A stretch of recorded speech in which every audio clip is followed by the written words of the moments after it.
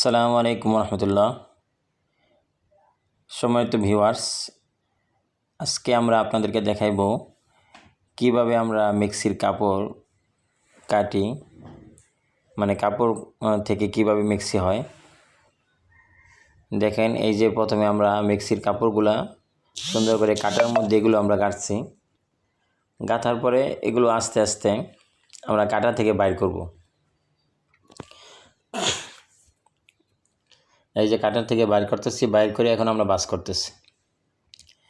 এগুলো সুন্দর করে আমরা এখন বাস করব সবগুলো কাপড়। বাস করার পরে তারপরে আস্তে আস্তে এগুলো থেকে আমরা গলা কাটব। দেখেন, এই যে আমাদের কাপড়গুলো, এগুলো সব আপনার হলো সুতি কাপড় এবং ছাপা।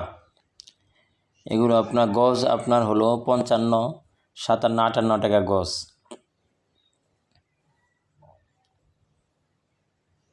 এই যে এখন আমরা আপনার গলা কাটছি, এখন কাপড় কাটতেছি।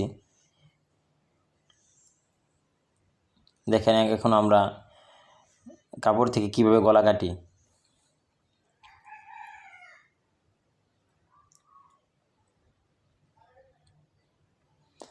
এইসব মেক্সি আমরা নিজেরা আপনার মাধবদী থেকে, শেখারসা থেকে আইনা কাপড় তারপর নিজেরা কাটি, নিজেরা দর্জি দিয়া সেলাই।